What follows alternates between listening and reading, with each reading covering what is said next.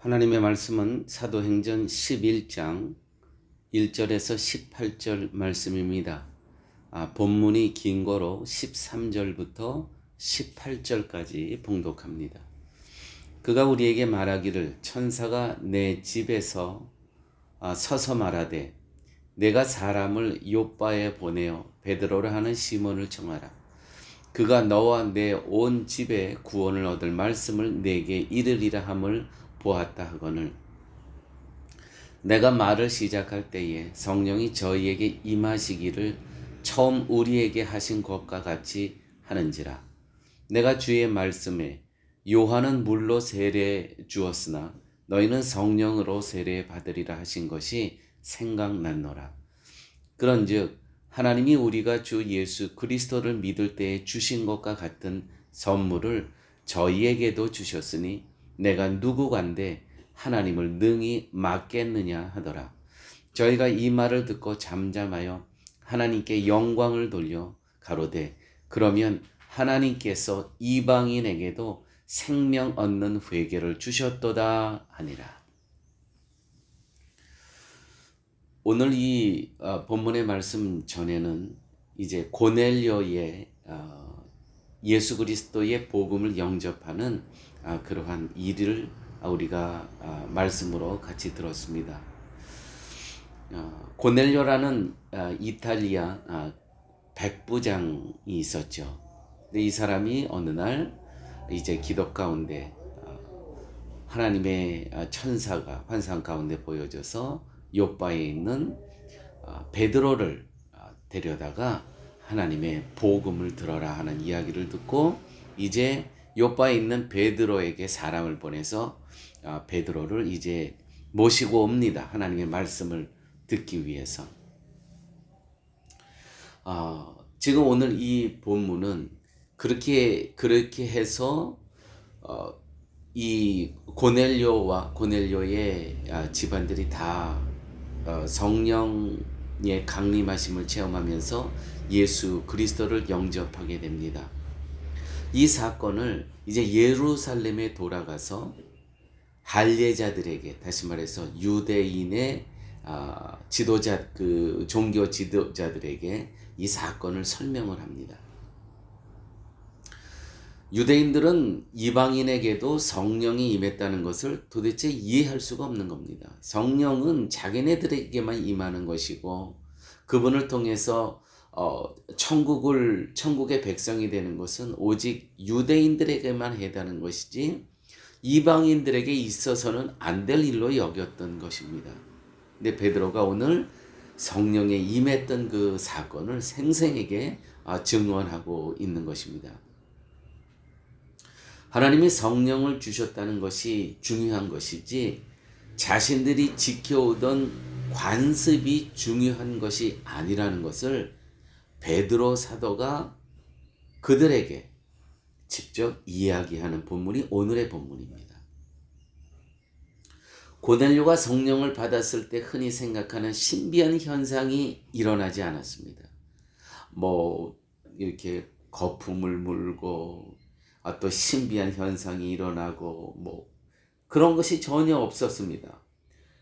베드로는 고넬료가 성령을 받았다는 그 증거를 어떻게 성령을 받은 증거로 이야기하냐면 그가 이탈리아 그 언어로 방언으로 말하고 그 방언의 내용이 하나님을 높이는 말이었다는 것을 증언을 합니다. 너무 간단하죠. 성령이 임한 그 사건을 방언으로, 이탈리아 언어로, 내용은 무엇입니까? 하나님을 찬양했다는 겁니다. 이게 바로 성령의 증거였다는 것이죠. 다시 한번 말씀드리지만 방언이란 세상의 말이 아니라 하늘의 말, 하늘의 언어. 그 하늘의 언어라는 것은 세상의 이야기가 아니라 내용이 세상의 방식으로 이해할 수 없는 하나님의 나라를 대해서 이야기를 하고 하나님을 찬양하고 하나님이라는 그 주어, 그 말의, 내 말의 언어의 주어가 하나님이라는 것입니다. 이것이 진정한 방언이라는 것이죠. 우리에게서 사라져야 하는 것은 세상의 습관, 세상의 전통, 세상에 물들어 있으면서 차별, 또 세상에 물들어 있는 나의 감정, 이런 것들로 인해서 저 사람과 나와 차별하는 것이, 이것이 없어져야 된다는 것이죠. 하늘에 대해서 얘기하고 하나님을 높이고 경외하는 성도에게는 자신의 감정이 중요한 것이 아니라 하나님의 뜻이 중요한 것입니다. 우리는 내 감정이 불편하면 교회에 나오는데 어떤 인간적인 감정이 거기 있어요. 그럼 교회도 안 나옵니다. 이건 매우 잘못된 것이죠. 흔히 이야기하지 않습니까? 우리는 기분 나쁘면 천국도 안 갑니다. 아니, 천국에 그 사람이 있어? 나 그럼 천국 안 갈래. 이 보통 우리 한국 사람 중에서 잘 나타나는 현상입니다. 기분 나쁘면 어떤 영적인 일에도 참석 안 합니다. 무슨 이유 때문인지 모릅니다. 하여간 관계가 불편합니다. 그러면 나의 신앙생활, 나의 믿음생활 다 접어둡니다. 그 사람이 있는 곳은 안 갑니다. 이건 성도의 자세가 아니라는 것이죠. 오늘 이 사도 베드로의 이야기를 한번 들어보십시오.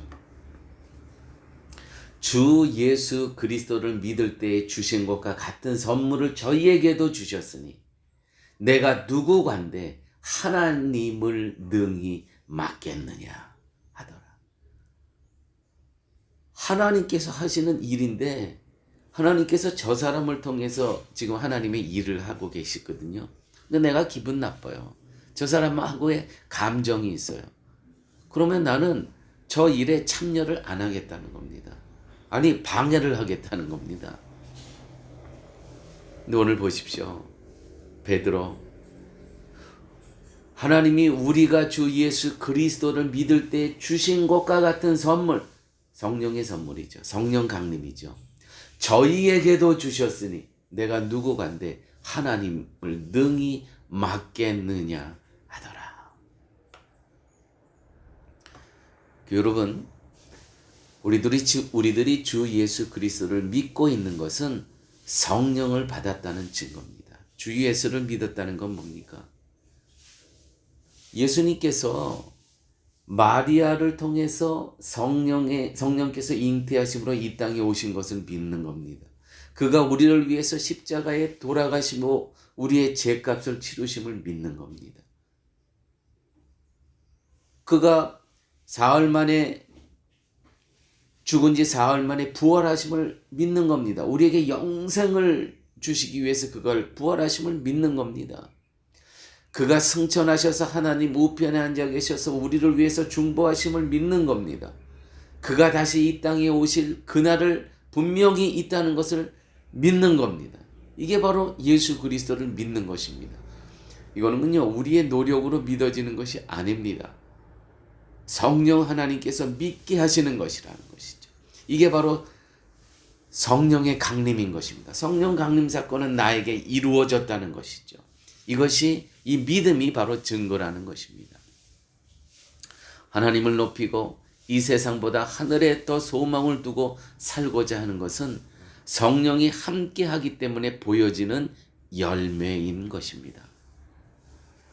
그러나 성령은 우리들 여러분 자신에게만 함께 하는 것이 아니라 하나님이 택하신 모든 사람에게 동일하게 일어나시는 것입니다.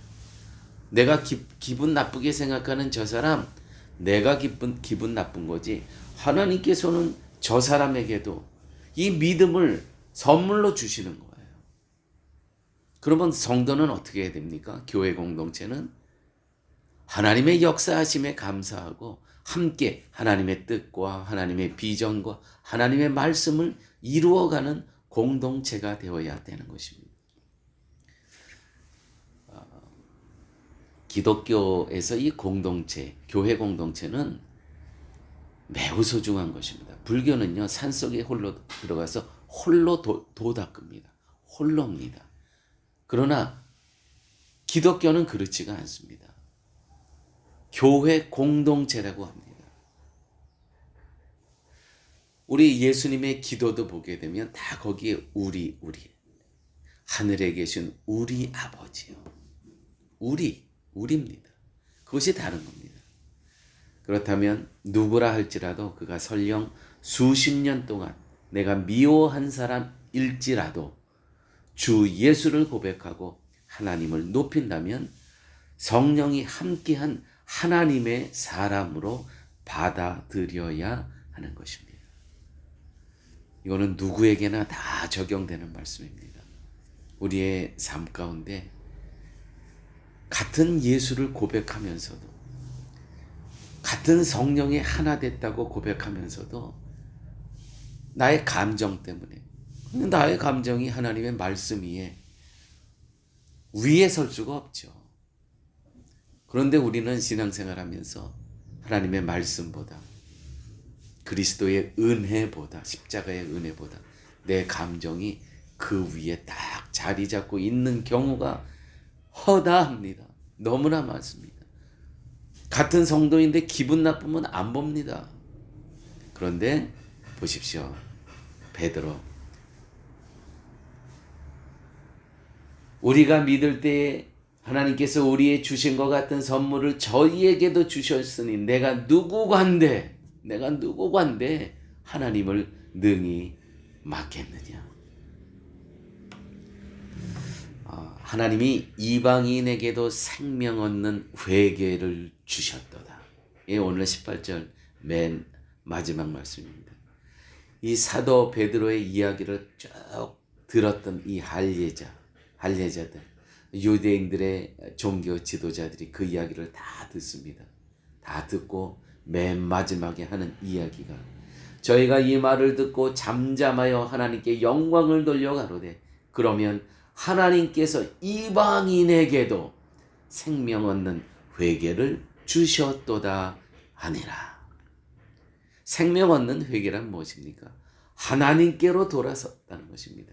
생명 얻는 회개란 무엇입니까? 예수 그리스도의 십자가의 은혜, 그가 나의 죄값을 치르시고 그가 죽으셨음을, 그가 사흘 만에 부활하셨음을, 그가 이 땅에 다시 오심을 믿는 것입니다. 이걸 가리켜서 오늘 성경은 생명 얻는 회개를 그들에게도 주셨다. 이 생명 얻는 회개는 오직 성령으로만 가능하다는 이야기를 쭉 오늘 계속하고 있는 겁니다. 누구만 가능해? 오직 성령으로만 생명 얻는 회개를 할 수 있게 하는 것이라는 것이죠. 유대인들이 더러운 존재로 여기는 이방인들에게도 주어졌다는 것은 결코 이해할 수 없는 일입니다.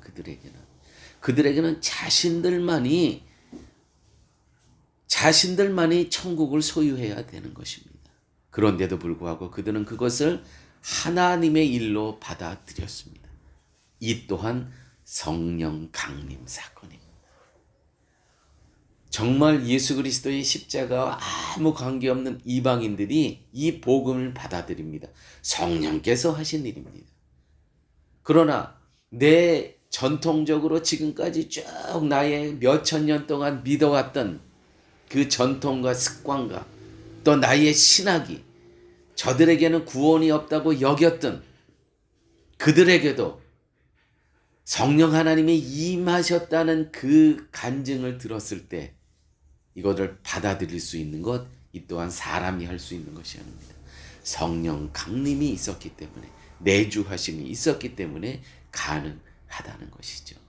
그러므로 교회 안에서 하나님의 뜻에 하나가 된다는 것은 이제 막 들어온 사람들이 생명의 회개를 성령의 인도하심으로 합니다. 그 또한 그를 바라보면서 받아들일 수 있는 성숙된 먼저 된 성도들이 있다는 것, 이것도 성령의 임재하심입니다. 이래서 교회 공동체가 하나가 된다는 것이죠. 교회는 자신의 감정으로 만나고 교통하는 것이 아닙니다. 다만 주 예수 그리스도를 믿음으로 성령을 선물로 받고 생명의 회개를 하는 사람들이 모이는 곳, 이것이 곧 교회입니다.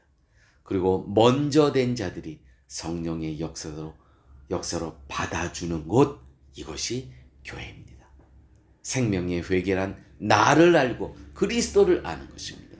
쓸모없는 나를 알고 나는 죄인입니다. 나 같은 것에 생명을 주시는 분이 그리스도임을 아는 것, 이것이 성령의 역사요 생명의 회개인 것입니다. 함께 기도하십니다. 아버지 하나님 감사합니다. 오늘 이 밤에도 다시 한번 저희들에게 생명의 회개를 할 수 있는 시간을 허락하여 주심을 아버지 하나님 감사합니다. 이 하나님께서 저희들에게 주신 생명을 갖고 나머지 인생 주님의 영광을 위해 살아갈 수 있는 저희 모두 되게 하여 주옵소서. 예수님 이름으로 기도드렸습니다. 아멘.